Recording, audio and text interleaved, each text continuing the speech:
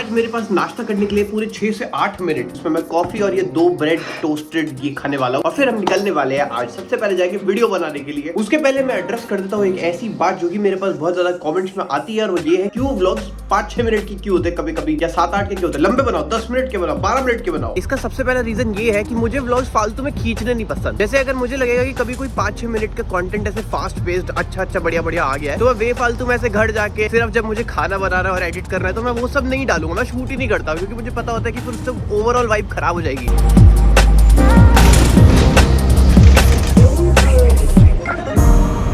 हालांकि मैं ऐसा करता हूँ जब ओवरऑल वाइब ऐसी नहीं होती तो मैं ये भी दिखाता हूँ कि मैं एडिट कर रहा हूँ, असाइनमेंट कर रहा हूँ, खाना बना रहा हूँ, क्योंकि वो भी रियलिटीज है। लेकिन अगर वो पूरे व्लॉग के साथ नहीं जाता तो मैं बेफालतू में खींचने के लिए उन सब चीजों को नहीं लगाऊंगा।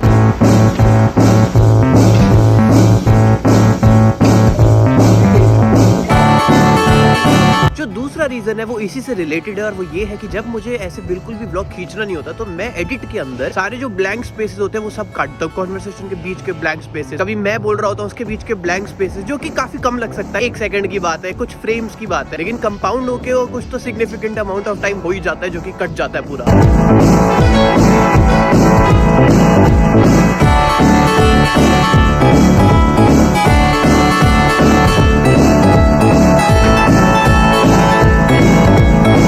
आखिरी रीजन है, शायद आखिरी होगा, क्या पता और हो, पर अभी के लिए जितने मेरे दिमाग में आ रहे हैं उसमें से जो आखिरी रीजन है वो ये है कि मैं बहुत ही ज्यादा स्ट्रिक्ट हूँ। मतलब मैं बिल्कुल मर्सी शो नहीं करता हूँ with any clip of the footage. मुझे कोई फर्क नहीं पड़ता, अगर मुझे लगता है कि इस पूरे सेगमेंट को ही काट देना चाहिए तो मैं काट देता हूँ। जैसे कभी कभी लोगों के साथ क्या होता है कि वो अपने बनाई हुई चीज से इतने प्यार में होते हैं कि उनका मन नहीं करता कि इसको काट दो, जो कि मेरे साथ बहुत बचपन में हुआ करता था जब मैं नया नया ये सब बना रहा था, या फिर कभी कोई एक्चुअली मूवी वगैरह बनाते तो लगता है भाई कि ये तो शॉट ऐसे लिया था, ये तो होना ही चाहिए किसी भी हालत में। पर अब मैं वो चीज से थोड़ा सा ऊपर आ चुका हूँ, मुझे कोई फर्क नहीं पड़ता, मैं बिल्कुल नहीं देखता किसमें कितनी मेहनत लगी है, क्या हुआ है क्या नहीं हुआ है, क्योंकि देखो जो लोग देख रहे हैं उनको घंटे से कोई फर्क नहीं पड़ता, तो इसीलिए मैं तो बस काट देता हूँ। फिलहाल on top of my head जो भी रीजन थे मैंने तुम्हें बता दिए। वीडियो बनाने पहुंच चुके हैं तो सबसे पहले सामान ले लेते हैं सारा। And if you ain't no nigga, I'm popping. I'm the one. मेरे पास एक और टाइप के कमेंट आते हैं और वो ये है कि भाई मेरे से लोग ऐसे सवाल पूछते हैं, जैसे अभी मेरे पास एक कमेंट आया हुआ है कि नॉन मेडिकल के लिए यूएस में बीएससी के बाद कैसा है। अरे मुझे क्या पता,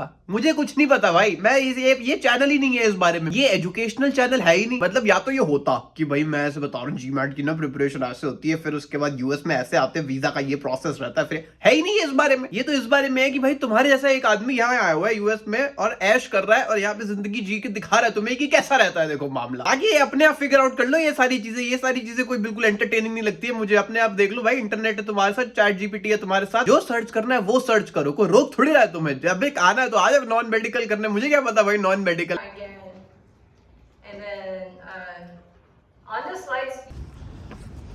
डन विद द शूटिंग, अब जाऊंगा ऑफिस।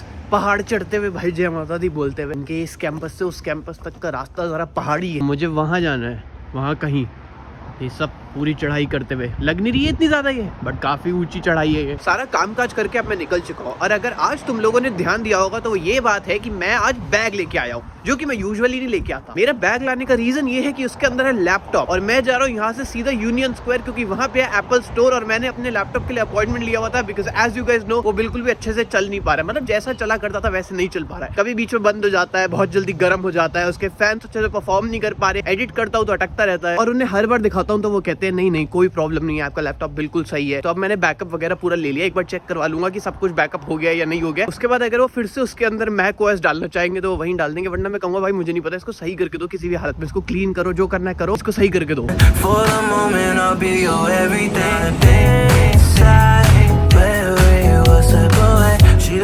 गाइस विजन प्रो भी लगा है गाइस, ये भी करेंगे टेस्ट, सब पहन के देख रहे हैं। फिलहाल कांच की सीढ़ियों से ऊपर जा रहा हूँ मैं जीनियस बार में, ताकि ये जीनियस लोग मेरे लैपटॉप को सही कर दे, फिर विजन प्रो पहन के देखेंगे क्या मामला है। चलो काम शुरू हो चुका है, अभी वो डायग्नोस्टिक चेक कर रहे हैं जो कि हर बार करते हैं। भूख भी लग रही है अब तो देखो। अभी वो मेरा लैपटॉप ले गए हैं, उनको भी अच्छे से समझ नहीं आ रही है। वैसे मैं पिछली 2-3 बार यहाँ पे आ चुका हूँ ऐसे ही सिमिलर इश्यूज के लिए, तो उनके पास सारे नोट्स तो होते ही हैं, सारी हिस्ट्री होती है पेशेंट की, एक तरीके से देख रहे हैं वो नोट्स भी पढ़ रहा था, लैपटॉप भी देख रहा था, तो उसको कोई ऐसे खास रीजन नहीं मिल पाया सिवाय इसके कि मैं थर्ड पार्टी ऐप यूज कर रहा हूँ, जैसे एडोबी प्रीमियर पे एडिट करता हूँ मैं, वो अटक रहा है। तो वो कह रहा है वो चाहेगा कि तुम लेटेस्ट लैपटॉप ले लो, तो मेरे हिसाब से वो कह रहे हैं कि तुम नया लैपटॉप खरीद लो। मेरा मैकबुक जो है वो सेटअप एज न्यू हो रहा है, सारा बैकअप वापस लाएंगे, सिर्फ जितनी सारी एप्लीकेशंस थी वो डालूंगा घर पे जाके, सारी एडोबी की, गूगल क्रोम, फलाना डिमकाना जो सब भी है। इसके अलावा तो वो कह रहे हैं और कुछ नहीं हो सकता, क्योंकि कोई ऐसा प्रॉब्लम नहीं नजर आ रही ना उन्हें कि हाँ इसका ना ये खराब है, इसको ऐसे सही कर सकते हैं। अब ये बस स्लो हो चुका है इन जनरल। नया विजन प्रो आया तो देखो मेरा खेलना तो बनता ही है ना एक बार। ऐसा दिखता है ये,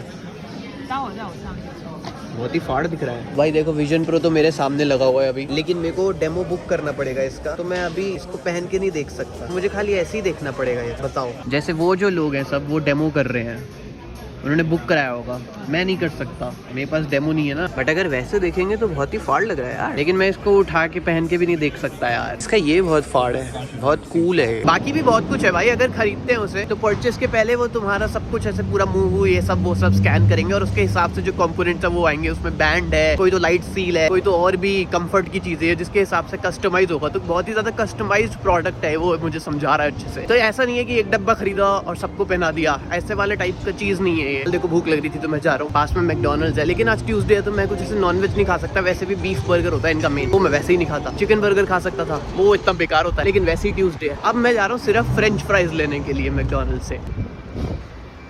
यहाँ के मैकडॉनल्ड्स की वाइब भी सो है, लोग भी अजीब से हैं और खाना भी बेकार है, तो इसलिए यहाँ का मैकडॉनल्ड्स ज्यादा चलता नहीं है। गैस चलता तो होगा पर यू नो वो बात नहीं है जैसे हमारे यहाँ पे, फिर भी अच्छा होता है। यहाँ पे ऐसा नहीं है। तो मैंने तो सोचा था वहीं बैठ के खा लूंगा, मैंने जब माहौल देखा तो मैं कहा छोड़ो, ले आया हूँ अपने साथ। बहुत ही लंबी लाइन लगी हुई है बिलिंग के लिए। 2 रिंग सामान लेने आया हूँ, वही अनियन, टोमेटो, फलाना ढिमकाना। सामान तो मैंने काफी ले लिया है, अब इसको ना लेके जाए। 2 दूध भी हैं बहुत भारी भारी, काफी सामान ले लिया मैंने। अभी तो मैं आलू लिए थे पूरे बोरी भर के, मैंने हटा दिया। मैं कहा लेके कैसे जाऊंगा, 2 बड़े बड़े भारी भारी थैले हो चुके। Alright guys, back home. सबसे पहले अपना सामान समेटता हूँ, जो सब भी लेके आया हूँ। एक तो मैं इतनी सारी फ्रोजन की चीजें ला चुका हूँ ना कि अब जगह ही नहीं है, कहाँ भरूं इसे बताओ। ये सब मेरा ही सामान भरा हुआ है और इधर भी भरा हुआ है, ये भी पूरा फुल है मेरा। ये राघव का है। यहाँ करते हैं फिट अब कैसे ना कैसे। ये बहुत जगह घेर रहा था, इतना बड़ा सा डब्बा, इसमें 2 पिज्जा बचे थे। मुझे तो लगा एक ही बचा है, 2 पिज्जा बचे हैं इसके अंदर। एक पिज्जा मैं और लाया था उस दिन, ये रहा। एक पिज्जा मैं और ले आया हूँ। सामान बहुत भर लिया है मैंने। अब वक्त आ चुका है कि मैं इस लैपटॉप के अंदर सारी एप्लीकेशंस डाल दूं, जो भी सारी थी, गूगल क्रोम से लेके भाई सारी एडिटिंग, फोटोशॉप, प्रीमियर प्रो, ये वो फलाना ढिमकाना, वर्ड, एक्सेल। अबे यार गधा फिर वैसे ही बंद हुआ है, अभी तो दिखा के लाया, पागल है बिल्कुल ये। अरे यार क्यों गिर रहा है भाई। वो बंदे ने साफ भी कराया, अंदर से थोड़ी बहुत ही डस्ट निकली है, कोई ऐसा नहीं है। अगर परफॉर्मेंस पे असर आता भी है तो वो आता है जब बहुत ज्यादा डस्ट अगर इकट्ठी हो जाए तो फैंस अच्छे से परफॉर्म नहीं कर पाते। बट ऐसा कुछ है नहीं आपके लैपटॉप में इतना। ये फिर वैसे ही बंद हुआ एकदम, पंखे ऐसे विश करके एकदम बंद जैसे होते हैं। ये देखो, ये देखो, ये देखो।